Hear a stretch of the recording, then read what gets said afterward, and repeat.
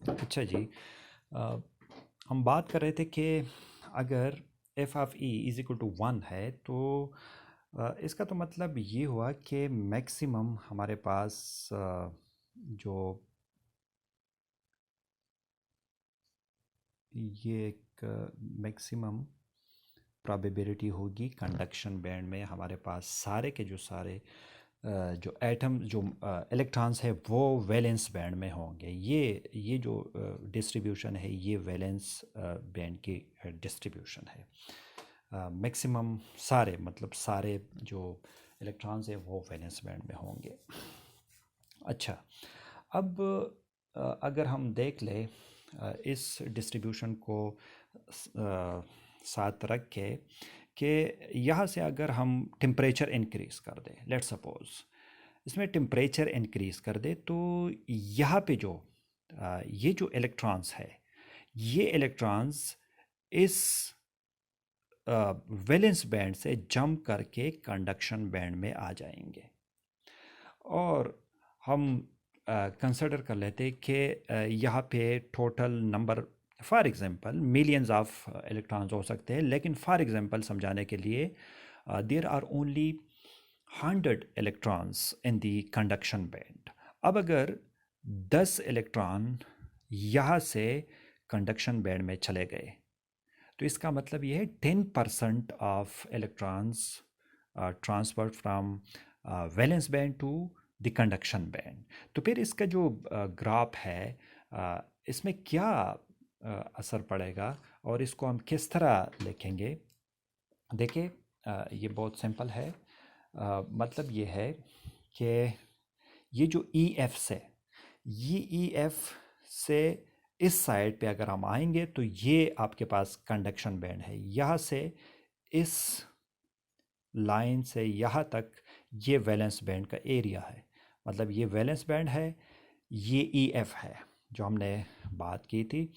और यहाँ से ई एफ से आगे अगर आप जाएंगे, जिस तरह मैंने इसमें आपको बता दिया था कि इस बाउंड्री से अगर आप आगे जाएंगे तो इसका मतलब है ये आप कंडक्शन बैंड में जाएंगे। तो इसका मतलब ये है कि इस एरिया ये जो जगह है ये ई एफ से अगर आपने इस साइड पे जाना है तो इसका मतलब ये है ये कंडक्शन बैंड को रिप्रेजेंट करेगा। अब अगर 10% इलेक्ट्रॉन्स ट्रांसफ़र हो गए फ्रॉम कंडक्श valence band to conduction band, ये भी बात याद रखिए कि ये जो हाफ हमने रिप्रेजेंट किया था कि इधर एक हाफ ये वन है, टोटल वन है और यहाँ से यहाँ तक ये 0.5 को रिप्रेजेंट करता है। तो इसमें अगर 10% यहाँ से यहाँ तक 100 है तो 10% अगर मैं यहाँ से यहाँ तक लूँ तो यहाँ से कुछ आपके पास इलेक्ट्रॉन्स कंडक्शन वैलेंस बैंड से कंडक्शन बैंड में चले गए। ये 10% है, 10% और ये भी 10% है। 10% आपका जो आपके जो इलेक्ट्रॉन्स है वो वैलेंस बैंड से कंडक्शन बैंड में चले गए। तो यहाँ ये कंडक्शन बैंड में आ गए ये जो 10% इलेक्ट्रॉन्स है।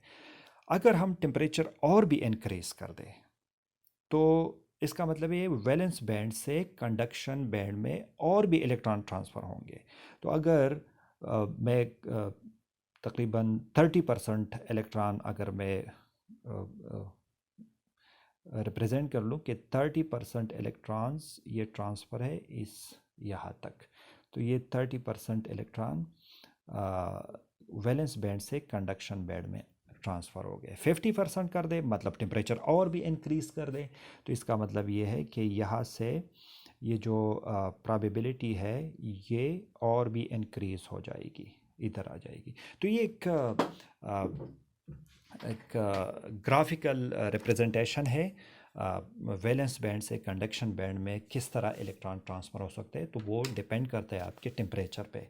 टेम्परेचर इंक्रीज़ करेंगे तो आपके पास इलेक्ट्रॉन्स जंप करके उधर जा सकते हैं। ठीक है, तो ये एक फर्मी डिराक डिस्ट्रीब्यूशन है जो इसी तरीके से हम इसको रिप्रेजेंट करते हैं। और इसमें कुछ असाइनमेंट्स है। असाइनमेंट